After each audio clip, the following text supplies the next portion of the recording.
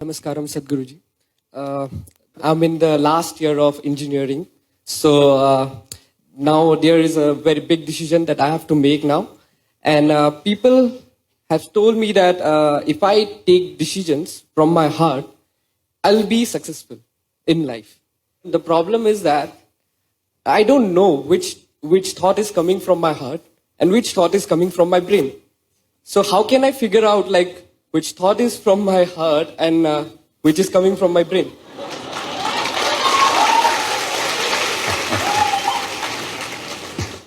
The heart makes only two sounds, lub-dub. Unless the local girls are disturbing it and it's going a little crazy.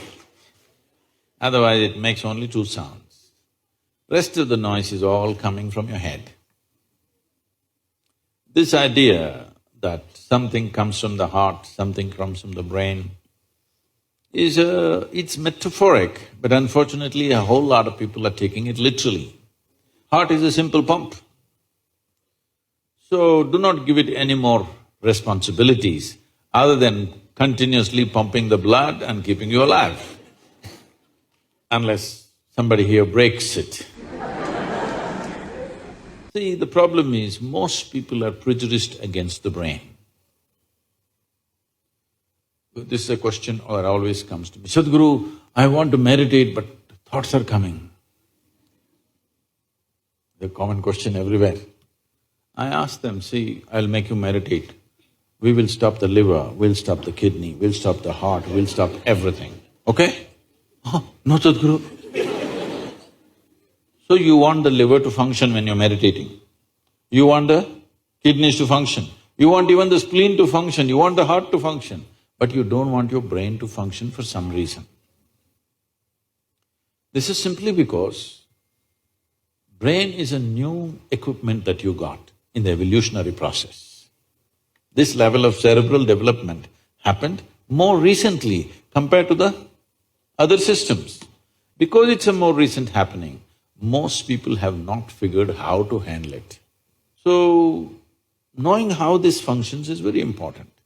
Never did ever heart generate any thought or intention.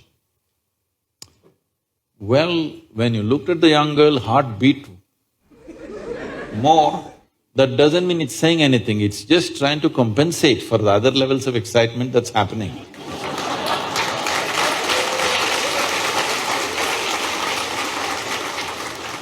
So it's your brain speaking in different tongues.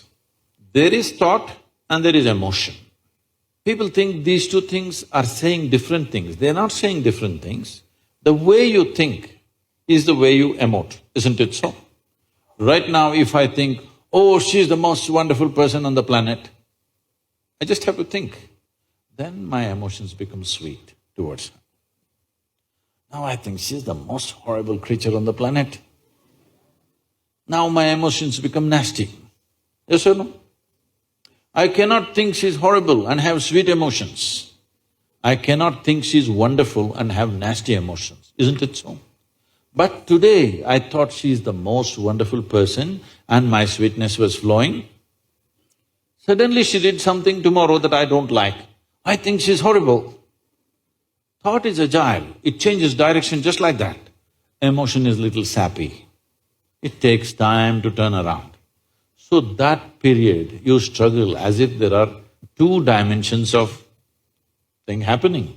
Because thought is saying one thing, emotion is still going sweet because it takes time to become nasty. Everybody struggles, but it catches up or no after some time. Hello? One is agile, another is little slow in its corners. So it looks like they're speaking different languages. When it comes to what you want to do, you must think clearly, it's very important. Thinking clearly means, the question is not about what will get me this, what will get me that.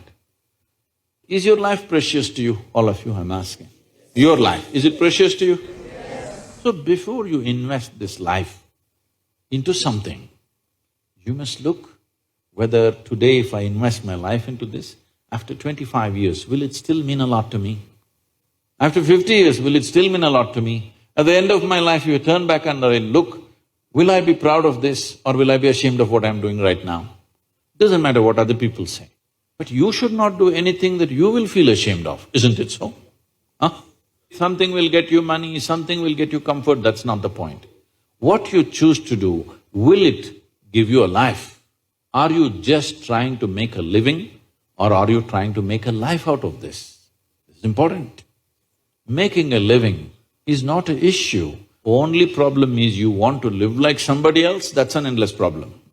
So, it is important, if you consider your life as a precious life, you must make sure you make a wonderful life out of this. The one thing that all of you should do before you make big decisions in your life is withdraw from these pressures of peers, professors, parents, everybody. Just spend 3 days to 1 week by yourself. Look at it, what is it that you really want to do? Not under pressure from other people. What does this life want to do?